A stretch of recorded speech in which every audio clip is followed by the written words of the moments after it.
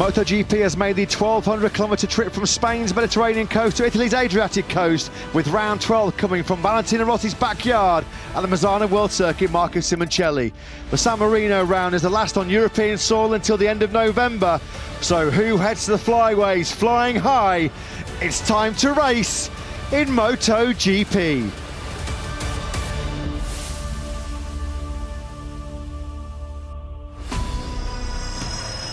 So 4.2 kilometres in length, this Misano World Circuit Marco Simoncelli back on the MotoGP calendar in 2007. It's a busy circuit, 16 corners packed into that short layout, 10 right, 6 left, second shortest straight on the Grand Prix calendar as well. Hard braking zones into turns 1, turn 4, turn 8, overtaking hot spots as well, are plenty all the way around this 2.626 mile circuit. This was Neo Bastianini on Fabio Quartararo 2 years ago when Quartararo went on to win the world title.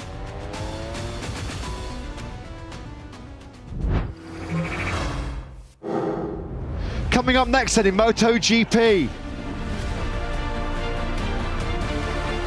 It's been magnificent Misano so far for Jorge Martin after a record-breaking pole and sprint when he's favoured to complete the clean sweep.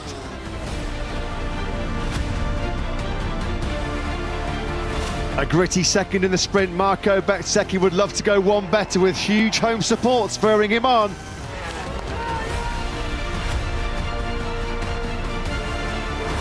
Pecco Bagnaia battled through the pain barrier to podium in the sprint, and the Ducati star looks to shine in San Marino again.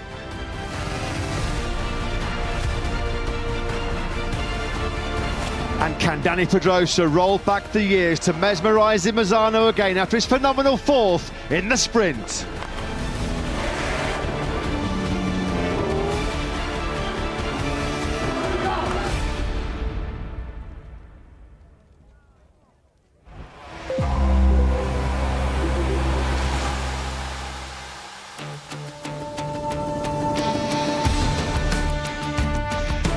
Good afternoon then, and welcome back to a sizzling hot, a sweltering San Marino for the 12th round of the 2023 MotoGP World Championship. Coming to you live from the Misano World Circuit Marco Simoncelli.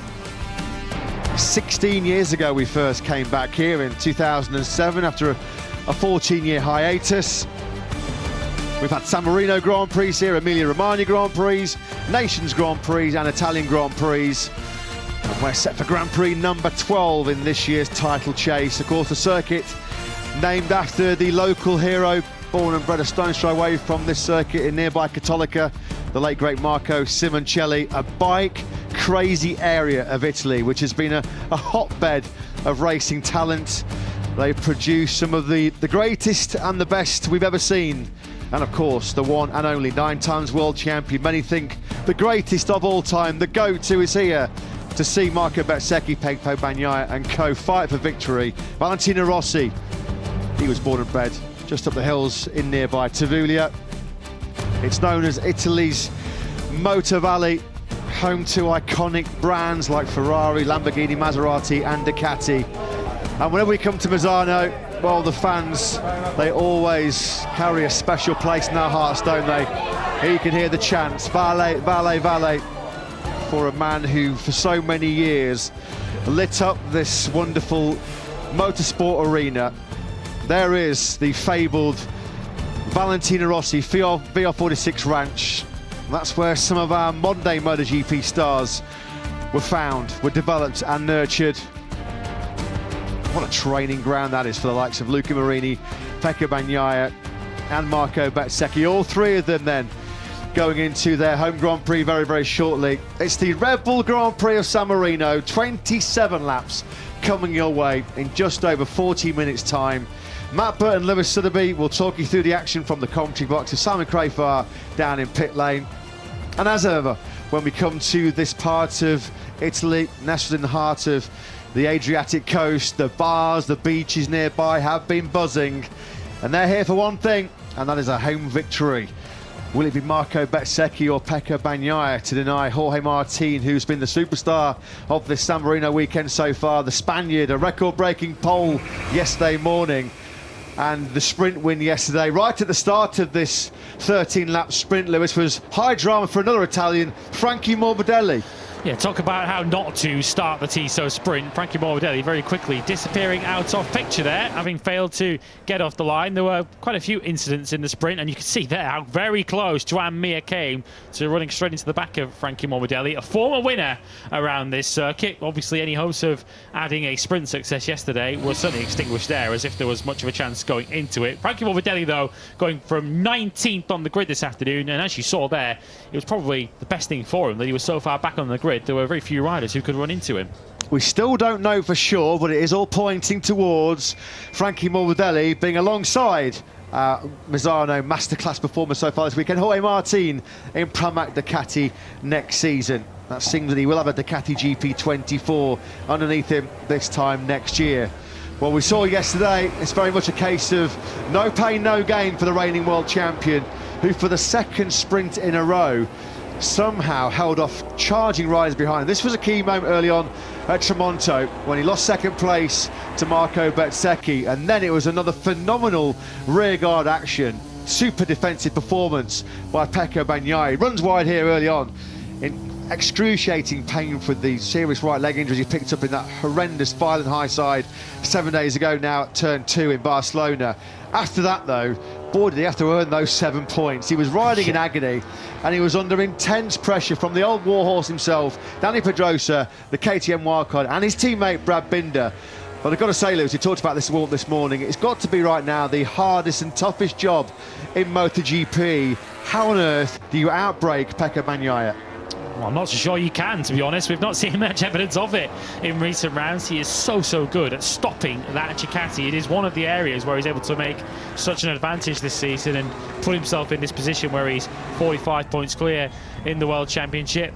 Those were the scenes immediately following that sprint podium when he needed a moment or two just to get his breath back and climb off the bike. You'll notice something very different with the factory Ducati livery when we see a shot of that later on. Slightly different colour scheme for the factory Ducati of Bagnaia here today. He's got Marco Bezzecchi to contend with from the front row of the grid. Bezzecchi starting between Jorge Martin and Pecco Bagnaia in second place on the grid. Bezzecchi himself is not exactly riding at 100% this weekend. Of course, he injured his left hand last weekend in that turn 1 accident, the crash that happened just moments before Bagnaia's violent high. So you can see there the protection that Bezzecchi still has on that left hand. We saw 1 or 2 mistakes from him yesterday when he tried his level best to keep pace with Jorge Martin. Does Bezzecchi have any kind of answer to the pole sitter here this afternoon? 27 laps will give us the answer. Well, let's go down to pit lane then, catch up with Simon Crafar, who's with a man who knows what it takes to win a MotoGP World Championship. He was crew chief to Nicky Hayden when the American did it in such emotional scenes in Valencia back in 2006. Now playing a very important role behind the scenes with the KTM test team, and the brilliance yesterday from Dani Pedrosa to take 4th place. Simon is with Pete Benson. Pete, it's always good to see you back in the paddock and bringing Danny with you. Tell us what you're up to lately, what you've been up to make the bike better. Yeah, I mean, it's just been the ongoing process with KTM, or, you know, constant development, and now obviously we've got the new carbon frame, which, you know, been playing with for a little while, and it's showing a huge amount of potential. So it's just every week there's something new coming along, and so we go along and test it and try it and see where it goes from there. Keep up the good work, and we look forward to see everything else tomorrow. We're all excited. Yeah, okay, well, wait and see. I mean, the race team get to try it tomorrow, so it'll be interesting to get a second and third opinion on the whole project. Thank you. No worries. Thanks a lot to Pete Benson and to Simon Crafar. A couple of Kiwis down there on the grid. Of course, yeah, Dani Pedrosa debuting a very experimental carbon fibre chassis on that KTM RC16. It clearly worked over the half-race distance in that Tissot sprint yesterday. Dani Pedrosa, surely it's not the fairy tale to be completed this afternoon, is it? Valencia 2017 was Pedrosa's last MotoGP podium finish. 37 years of age now, is he? He's like a fine wine, though, isn't he? He gets better with age, does the Spanish rider. Contrasting fortunes, though, right now down that factory KTM garage. Fair to say, Brad Binder now a constant presence at the front of sprints and Grand Prix. Of course, bouncing back after his nightmare last weekend. It's the worst scenario for any rider, isn't it? As you mentioned, when he ran over the legs of poor old Pekka Bagnaia. But at the moment, Jack Miller is suffering, and suffering big time. Coming into this Misano race, he'd scored just 25 points in the last 4 rounds. No top 6 in the last 4. There's some fans here, though. We made it all the way from Jurien Bay in Western Australia. Well, congratulations, because that's some trip to come all the way from Western Australia to roar on this man, Jack Miller. But a disappointing 15th in the sprint yesterday, Lewis, and he's encountering all kinds of issues right now. He can't seem to catch a break, can he, Thriller Miller? No, and it's a real contrast to 1 year ago when Jack Miller was on pole position for the San Marino Grand Prix, when of course he was on a factory Ducati. He's getting himself in the zone, getting himself fired up.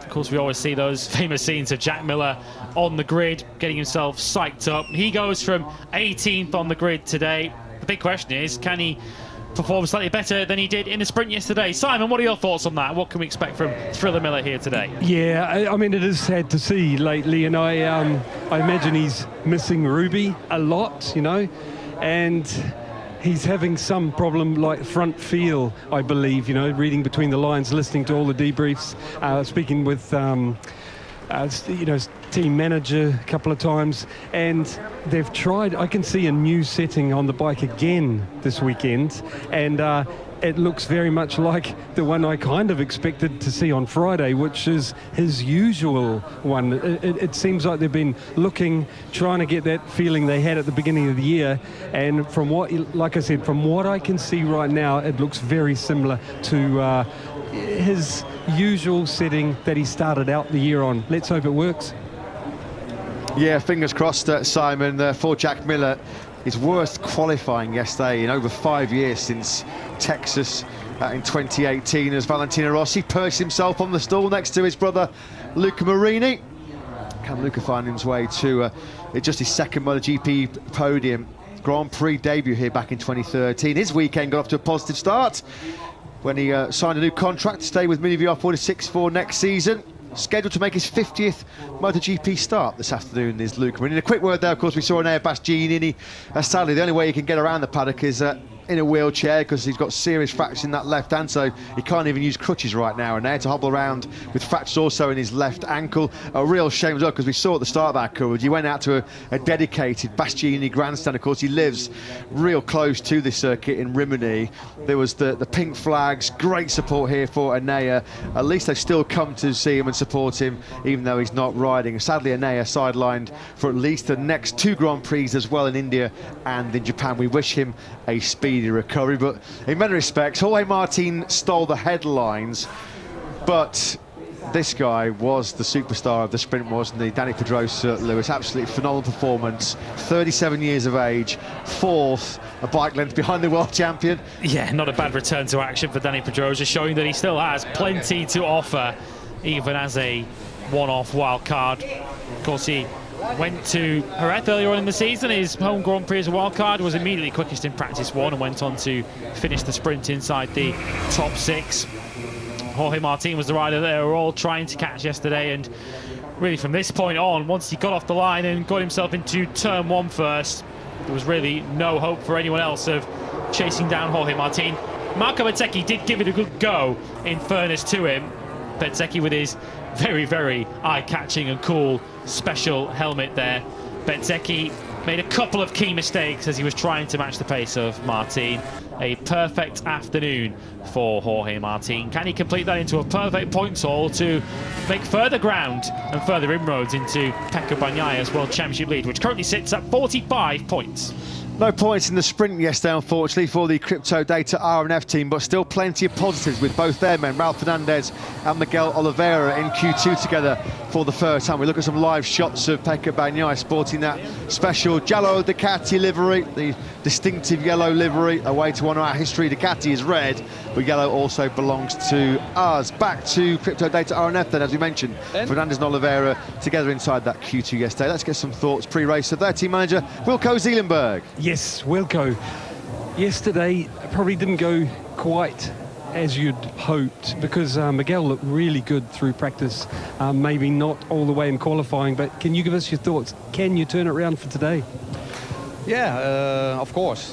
We always can, because you see how important those first 2 laps are in MotoGP, and the differences are very small. So clearly we struggle a bit more than Barcelona, but Raúl is actually very strong. So we expect a strong race from him, and Miguel basically need to have a good start and try to get him his rhythm as strong as possible.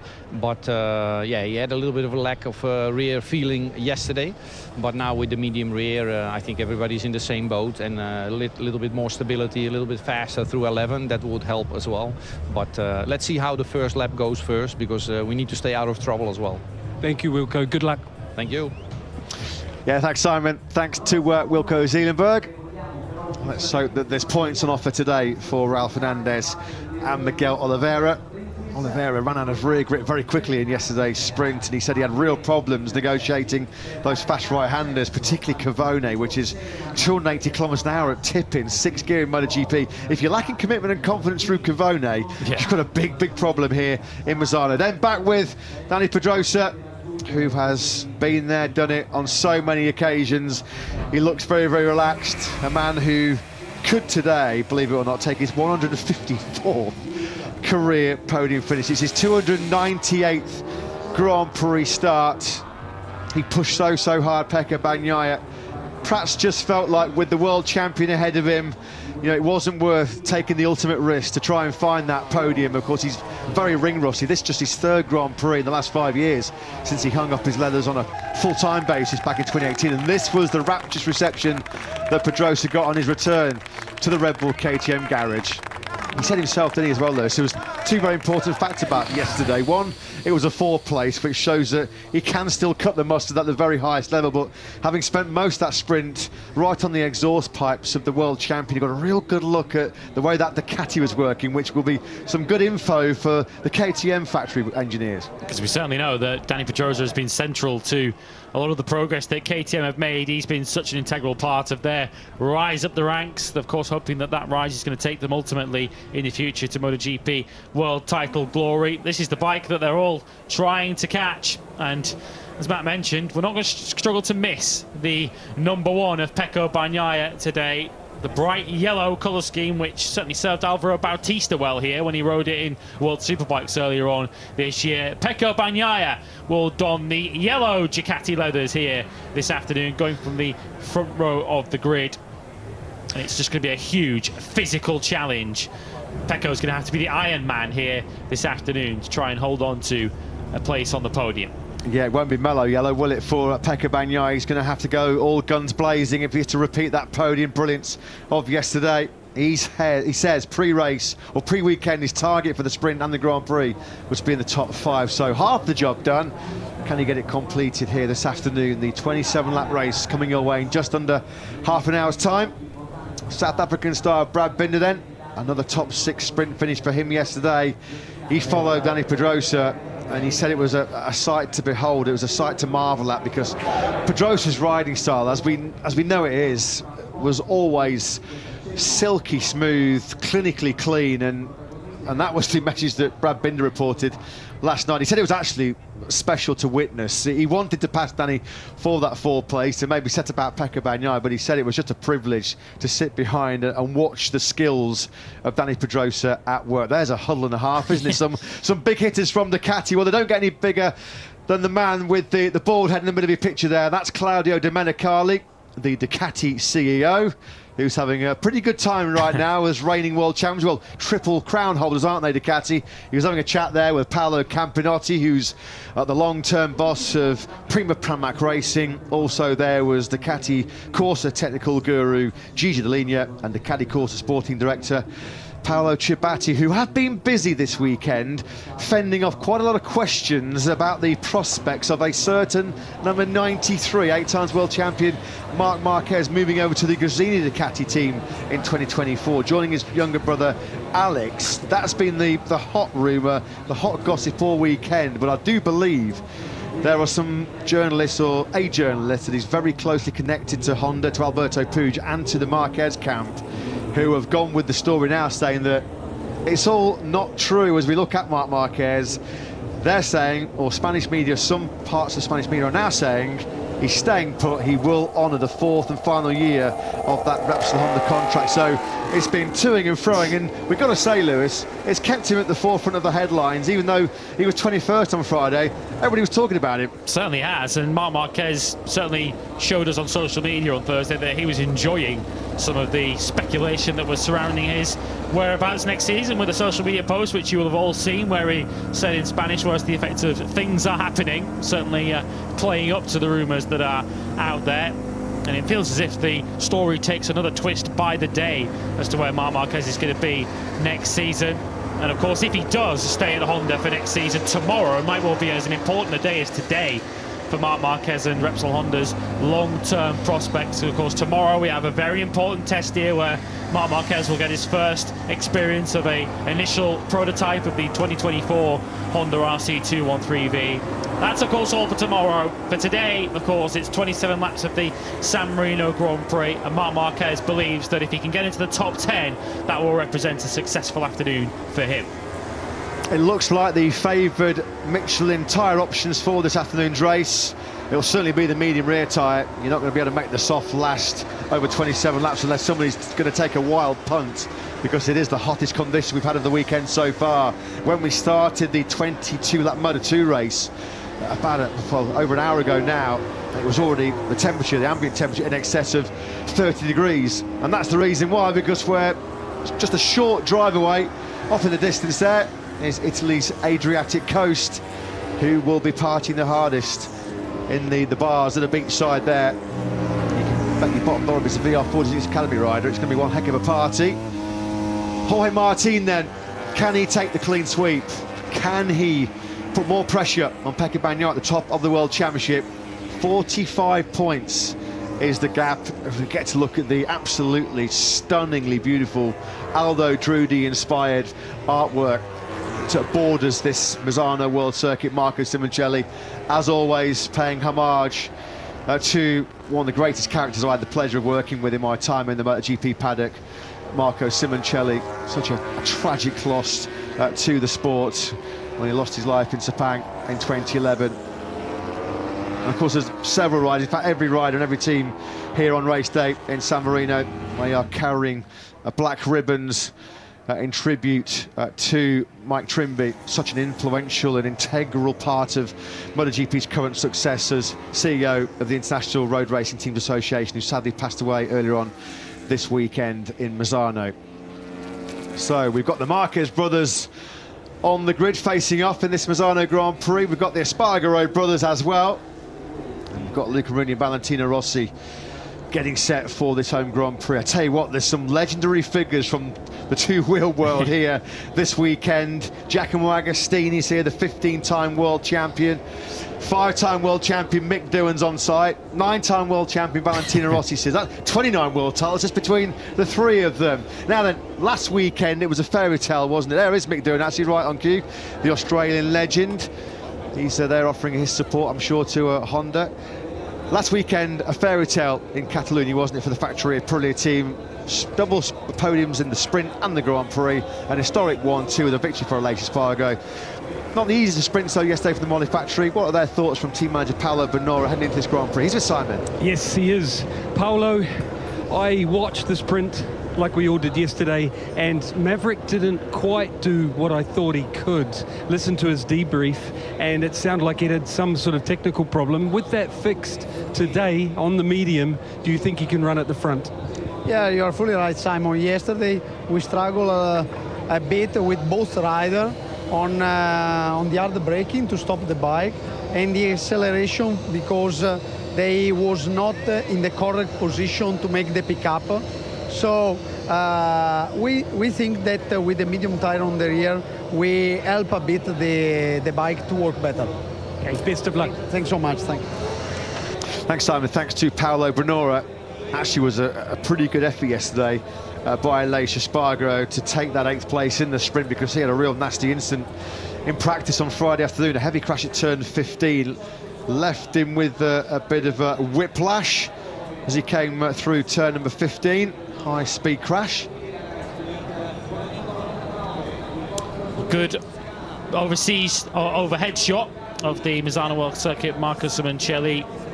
Cracking crowd here for this afternoon's Grand Prix, who are all set for 27 laps, featuring this grid then, as we get set for the San Marino Grand Prix. It's Jorge Martin on pole from Marco Bezzecchi and Pecco Bagnaia. Maverick Vinales, Danny Pedrosa and Aleix Espargaro together on row 2. Everyone going for the hard fronts, medium rear combination so far. Brad Binder 7th from Luca Marini and Marc Marquez, with Miguel Oliveira in 10th place ahead of Alex Marquez and Raul Fernandez, who made it into Q2 yesterday for the first time in MotoGP.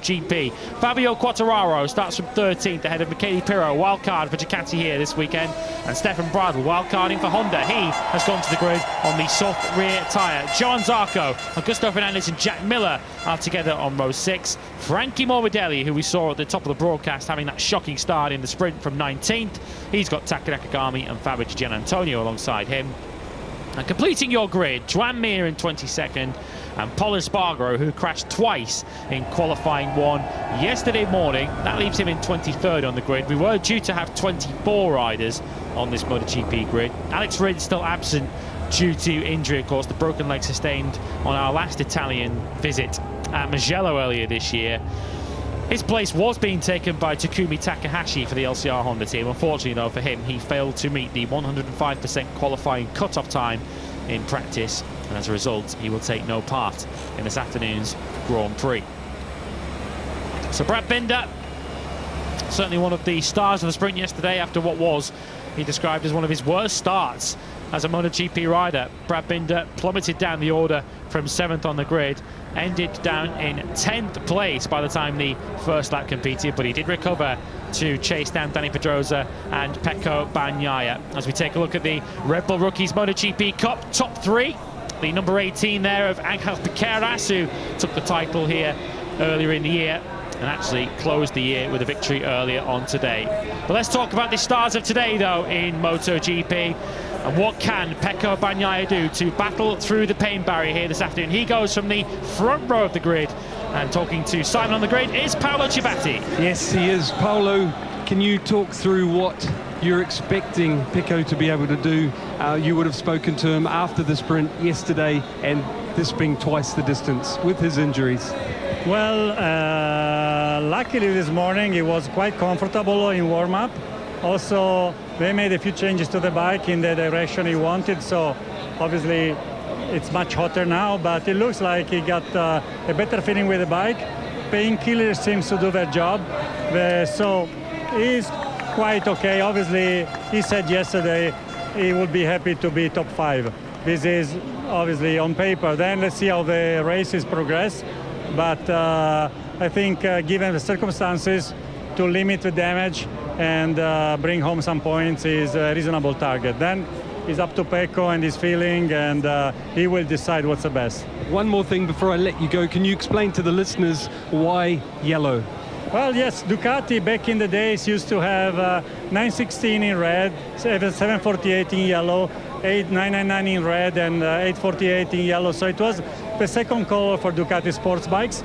So our design center, together with Aldo Drudi, they decided that possibly in the future you will see yellow Ducati sports bikes on the market, and then hence we are yellow here today, but we're going to be red from tomorrow onwards. Thank you. Good luck. Thank you. Thanks, Simon. Thanks to Paolo Cibatti. What a special moment that was for 3 potential MotoGP stars of the future. The top 3 riders at the end of this year's Red Bull Rookies MotoGP Cup, led by Angel Piqueras, Alvaro Carpe and Max Quiles. What a special moment for that 3. Getting congratulated by none other than 15 times world champion Giacomo Agostini. Well, we mentioned this place is packed to the rafters with bars and beaches. It is one of Italy's biggest holiday hotspots. Nice when the weather's like this and the ambient temperature's nearly 35 degrees. There's not much shelter for those fans. I hope they've got some factor 50 on, as Pecco Bagnaia then tries to keep himself cool, calm and collected, which are 3 words which you normally do associate with the man who is P1 in the championship, defending that number 1 plate, 45 points clear than a Jorge Martin. This would be his 3rd MotoGP win at this track, which would equal Valentino Rossi and Jorge Lorenzo. And of his previous 2, well, he's going to have to work very, very hard for that hat-trick here today. How on earth did he get a 10th sprint podium in 12, given his physical condition, which sees Ducati continue their excellent season. 46 out of 69 podiums have gone the way of Ducati. And that's where so many current MotoGP stars ply their trade. They learn their craft under the watchful eye of the GOAT, the 9-times world champion, Italian legend Valentino Rossi. That is the ranch that the riders all talk about, where they do all their training, all their riding, with this man overseeing the whole thing. I wonder if he's had a little bit of a pep talk as well, like he did with Danny Pedrosa on the grid in Jerez. He's probably looking at the speed of Danny at 37, probably thinking, do you know what, I might have a wild card myself at some time in the future. Of course, Valentino at the moment covering himself in a fair amount of glory in his new pursuit in motorsport on 4 wheels. Won here earlier this year too in the GT series that he currently plies his trade in. Still so much yellow, as you mentioned, around this Misano World Circuit, Marco Simoncelli. Of course, the yellow on the grid is reserved for Ducati, as you heard Paolo Ciabatti there telling the story behind it. Can Pecco Bagnaia take that special colour scheme to the podium later on today? Jack Miller's got very long odds of challenging for that kind of result today, as he does his level best to keep cool. Really punishing weather conditions here this afternoon. The air temperatures into the 30s. Jack Miller just doing his absolute best there to try and stay cool. As one of his fans there is already making an early bid to try and get a hold of Thriller Miller's gloves at the end of the 27 lapper here. Yeah, get your orders in early, you never know. Jack did it last year, didn't he, in the Saxon ring there. Is Valentino Rossi then just coming to offer some words of encouragement to Pecco Bagnaia. This could be one of the longest races of his life, and of course there's been so many headlines created off the circuit by HRC. They want to make some headlines on the track this afternoon. Let's get some thoughts from reps on the team manager Alberto Puig, who's with Simon. He is. Alberto, Mark has been saying about how he can push physically, you know, to do some good lap times, but it gets hard over the distance. Bradl is doing a good job this weekend. I'd really like your thoughts on your Honda riders and machinery. Well, Stefan is using a new bike, but this is not the point. I mean, the bike is quite physical in this track, and that's why Mark was quite tired yesterday. And yeah, not easy. I mean, there's nothing new to say or nothing to hide. I mean, it's a difficult moment, and of course they will try. We, just for your understanding, we are going to go with soft tires, which is probably the only guys in the grid. It is. But we believe that this can help us in the beginning a little bit, to gain a little bit of grip, to see if we, in the beginning, we don't lose so much ground. But, you know, it's always very tricky trying to find difficult compromises, but finally the guys are professionals and they will try their best, and we will see what happens. Alberto, thank you for your time. Best of luck. Thank you. Yeah, thanks, Simon. Thanks, Alberto Puig. Well, we did say, didn't we, at the start of this programme, when we looked at the Michelin tyre options, whether somebody would roll the dice and take a big punt on the soft. Well, I guess Honda, nothing to lose, have they? So they are running that Michelin soft rear tyre as a motorsport icon all around the world. He's still got such massive support, hasn't he? Doesn't matter where you go, you see 46 merchandise everywhere, the Italian flag then flying proudly. Will they see another home victory? I remember one year Valentino Rossi was so popular, so important for MotoGP. Diego Maradona came to this Grand Prix and was with him on the grid. A couple of sporting legends as we look at Aleix Espargaro. Then now 8th place, not a bad rescue job, Lewis, when all things considered, after that heavy crash that we mentioned he had at turn 15. Certainly, yeah, in case of how he was feeling, he had whiplash-like injuries following a high-speed get-off on Friday afternoon, which left Aleix Espargaro having to go through qualifying 1. Coming into yesterday's sprint, Aleix Espargaro was the top-scoring rider in MotoGP since the summer break. And of course, as you can see there, it's a timely reminder that it's not just a home Grand Prix for Ducati, for VR46, but also for Aprilia. And arriving here on the back of 2 victories in the last 3, a double for Aleix Espargaro last weekend in Catalonia. The evidence that we've seen so far this weekend, though, would suggest that Aprilia's best hope of challenging for victory here today would probably come from Maverick Viñales, who starts at the front of that second row in 4th. Yeah, mystery vibration on the rear tyre yesterday, Van Vignales said, was the reason why he slumped to 6th place, 6 seconds off Martin's victory in the sprint. Luca Marini, 10 years ago this very weekend that he made his Grand Prix debut. MotoGP must have seemed like a long, long way away at that point, and it wasn't a debut he fondly remembers because he went to the moon at the very first corner in Moto3. Big high side. But what a journey it has been for Marini, of course. Confirmation that he signed that new contract pre-weekend here for his 4th season in MotoGP next season, staying put with the Muni VR46 Ducati camp as we get set for 2 very special national anthems coming your way. The San Marino anthem, which will be followed by the Italian national anthem as part of our traditional pre-race grid ceremony here now, which we have seen get us underway for the last couple of years in MotoGP. Tense faces, anxious faces look on as we edge ever closer, 10 minutes or so away from the start of this Misano Grand Prix. As we pause then for the national anthems here at the Misano World Circuit, Marco Simoncelli.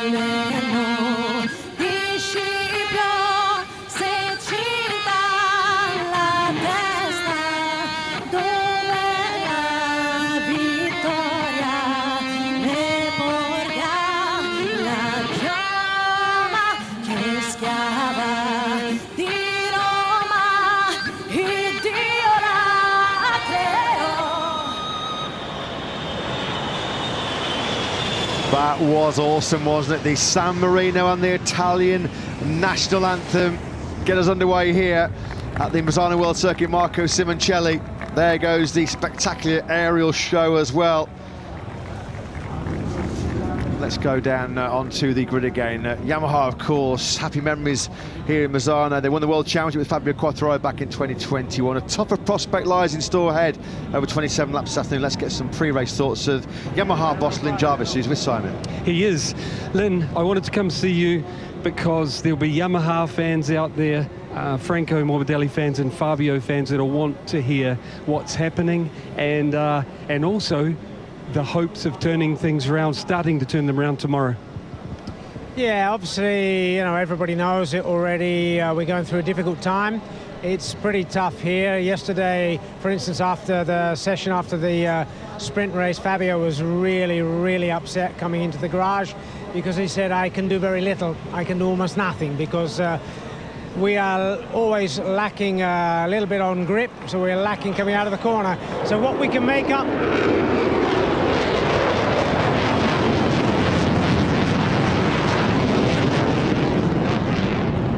So our strongest probably moment at this stage is the braking, but passing under the brakes is difficult because the others are very strong, and when we come to the corner exit they just pull away. So it's really a difficult moment, and at the moment we have to just accept it. There's not much we can do this year.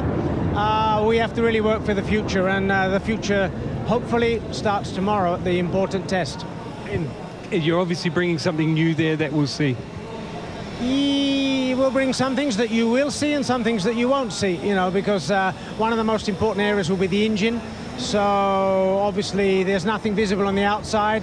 This will not be the final engine for next year, but we hope it will be an important step, and that's what we have to do, continue chipping away, and we have to try to make up the the difference of what we're missing to the other constructors.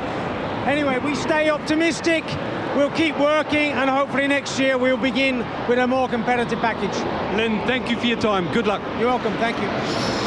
Thanks, Simon. Thanks to Lynn Jarvis. We just about have a roof left on the commentary box because of this spectacular aerial display. 4 jets from the Italian Navy are treating us to this spectacular air show. It's pretty loud here overhead in Misano. Fabio Quartararo, I think they're probably just starting to gain some pretty big altitude. In fact, there's one hovering not too far away outside of our commentary box window. The jets are flying. Who's going to be flying though in MotoGP very, very shortly? Can it be Aprilia's Top Gun Maverick Vinales who takes another victory here in Misano? Crikey, I think the roof is going to the roof is going to go off the commentary box very, very shortly. Yeah, it's a spectacular show. It's certainly a very noisy show as well. Certainly building up the atmosphere ahead of this round 12 in this year's MotoGP World Championship. I think those jets have probably got a little bit less horsepower than a Ducati though, to be honest. Here we go then. The aerial show is over. The fans loved it. Keeping cool is a tough job ahead of this 27-lap race, without any question. It's been baking hot since we first arrived here in Italy on Wednesday, but this is the hottest conditions we've had of the weekend so far. We're just, what, about 5 or 6 minutes away until lights out. The BMW safety car will peel away very, very shortly. We still don't at the moment. There may be some late changes in terms of the Michelin tyre selection. We're quite late, so there's obviously a few umming and ahhings going on down the grid about tyre selection, because we're still waiting for confirmation from Michelin about who is exactly running what for this 27-lap Grand Prix. We do know that the Hondas, certainly a couple of them, are going to look at the soft rear tyre as we look forward to Jorge Martin, trying for the clean sweep, trying to reduce the 45-point deficit he has to Bagnaia in the World Championship this year. He did the double in Germany in the Sachsenring. He had pretty low expectations coming into this Misano weekend, having crashed out of both races 2 years ago and a lowly 9th last year. But he's come to the party and he's produced some fireworks already so far this weekend, Martin. A new all-time lap record to take pole by nearly 0.4 of a second. Not one of the laps of the season, one of the laps of the decade, really, from Martin yesterday. But he knows this afternoon, Lewis, is when the big points are on offer. His 10th MotoGP pole position on that Pure Planet Ducati, but he wants those 25 points, because you do think, okay, yeah, painkillers are one thing, adrenaline's one thing, but what lies in store for Marco Bezzecchi and Pecco Bagnaia? Bagnaia then on the front row of the grid. He goes from 3rd. Marco Bezzecchi looking for home success from the front row. But from pole, it's the Martinator, Jorge Martin.